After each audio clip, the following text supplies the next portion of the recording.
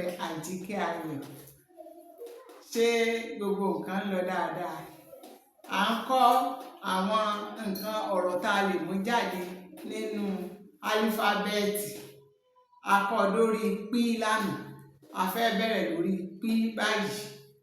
Àwọn ọ̀rọ̀ tá a lè mú jáde nínú rí, álífábẹ́ẹ̀tì tá à ń pè ní rí, àwọn ni ràkúnmí. Ṣùgbọ́n a máa ń sábà lo rí fún ẹ̀pọ́n ọ̀rọ̀ jù. Ràkúnmí yẹn òun là ń pè ní camel, camel. A tún máa ń lò fún ẹ̀pọ́n ọ̀rọ̀ bíi ká sọ wípé rogodo, pé àwẹnu ẹ̀ bó ṣe rí rogodo, roboto. A máa ń lò bẹ́ẹ̀. Rigidi, when something stands still, àní ó dúró rigidi. Ó rí ràbàtà, nǹkan tó tóbi, something that is big. You say very big, ó ṣe ràbàtà. A fi ń pọ́n ọ̀rọ̀. Àwọn ibi tá a máa ń lo álífábẹ́ẹ̀tì wa rí sínú. Ẹ jẹ́ á lọ sórí sí, álífábẹ́ẹ̀tì tá à ń pè ní sí. Sí bíi sálúbàtà, sálúbàtà, that is slippers, slippers òun là ń pè ní sálúbàtà. Bóyá mo ní mo fẹ́ sùn, I want to sleep, sùn, sùn, sleep, sleep.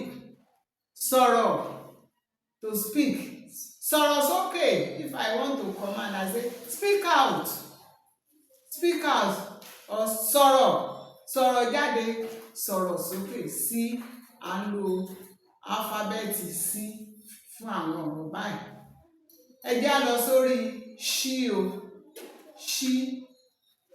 Ẹ má gbàgbé pé álífábẹ́ẹ̀tì là ń lò ní ọ̀rọ̀ lóríṣiríṣi ọ̀nà. Ṣí bíi ṣòkòtò, ṣòkòtò, trouser, trouser, ṣòkòtò.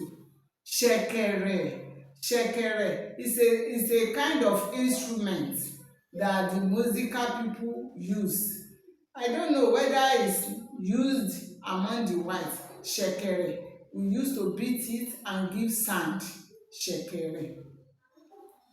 Ṣàngó, Ṣàngó is god of thunder.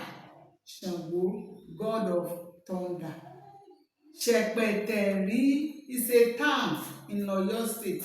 Ṣẹ̀pẹ̀tẹ̀rí àti bẹ́ẹ̀ bẹ́ẹ̀ lọ.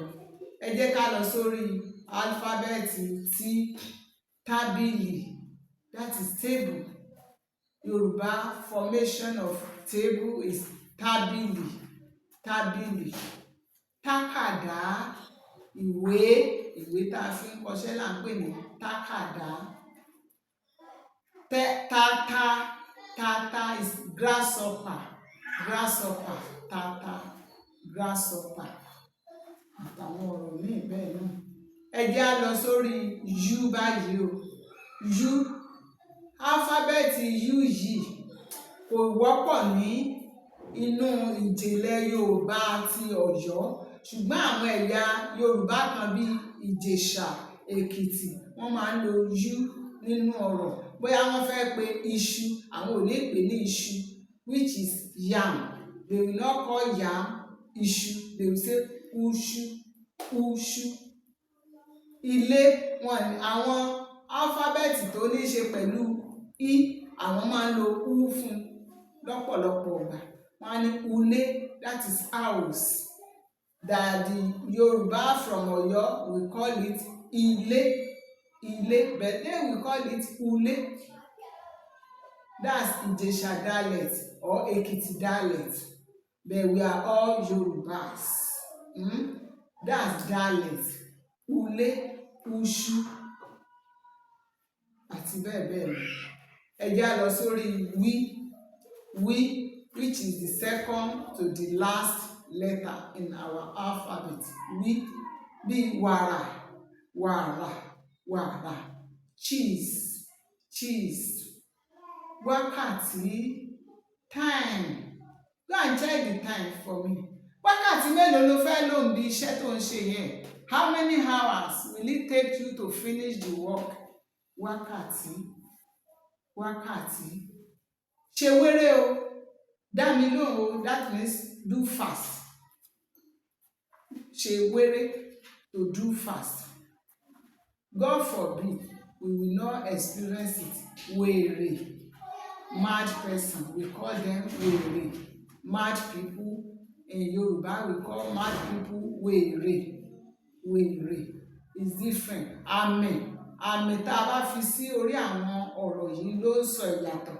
Ṣé ẹ ti rí wéré àti wèrè? It's the same spelling, but the tonation is different.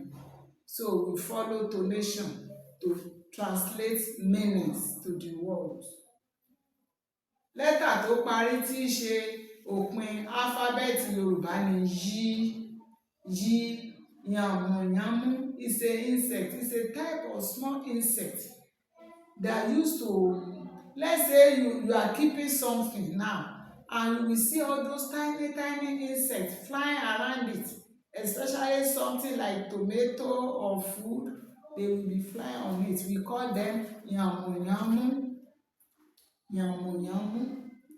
Yẹpẹrẹ, when you take something with levity, you say yẹpẹrẹ. Yẹ̀yẹ́, when you are making jest of somebody, and why are you making jest of him? Kí ló dé tó fi ń ṣe yẹ̀yẹ́? Yéré, another name for ẹ̀pà, which is groundnut. Yéré, groundnut. Yẹtí, earring. Yẹtí, we call it earring. Yẹtí. Bí àwọn àpẹẹrẹ ọ̀rọ̀ tá a lè mú jáde nínú alphabeti Yorùbá bó ṣe lọ nìyí. Mo fẹ́ káwa náà ká tún wọn gbé yẹ̀wò fúnra wa, ká tún ronú àwọn ọ̀rọ̀ míì tó bẹ̀rẹ̀ pẹ̀lú àwọn alphabeti yìí tá a lè fi mú ọ̀rọ̀ jáde.